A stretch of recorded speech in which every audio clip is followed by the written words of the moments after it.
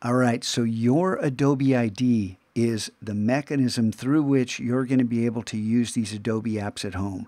And because I've talked the district into going with the Adobe ID rather than the enterprise account, you are going to have access to free fonts and other resources in the library and the ability to save custom settings.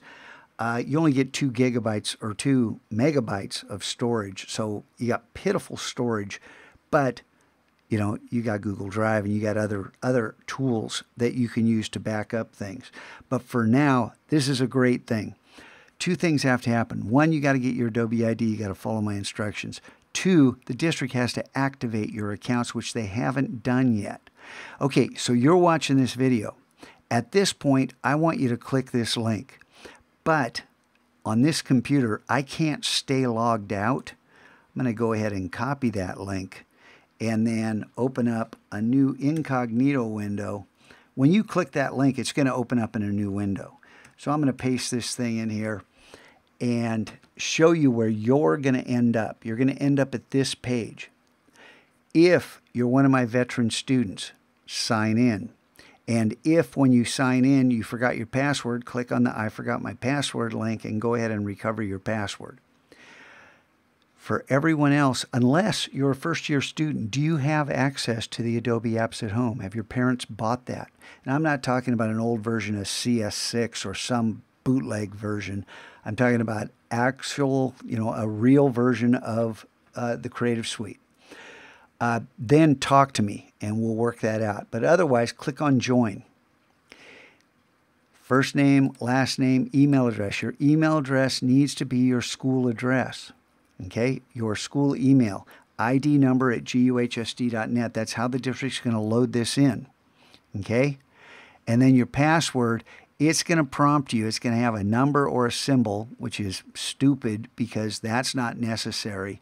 And lower and uppercase letters, again, that's stupid because that's not necessary, and at least 8 characters long.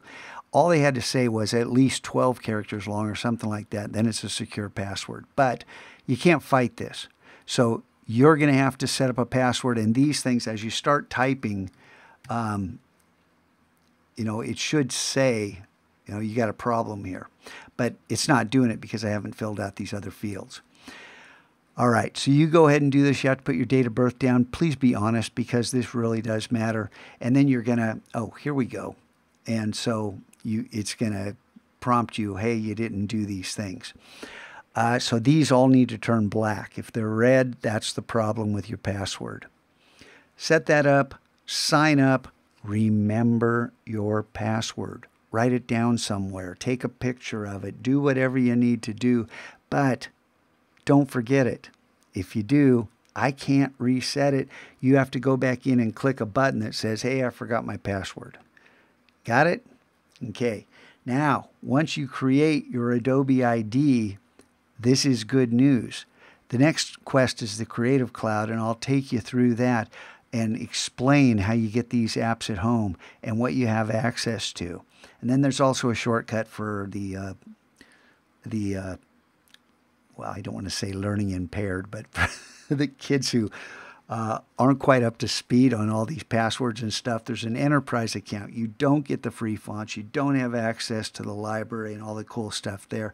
You don't have access to all the publishing tools in Behance, but you can get in with a click with your Google ID. And that's, again, once the district sets things up. Okay, so get this taken care of and move on to that next quest. And I'll probably hang on until Wednesday to get that done. So this is as far as you can go Wednesday after school. So on Wednesday, you got to stop here if you got to this point. Got it? Okay, thanks.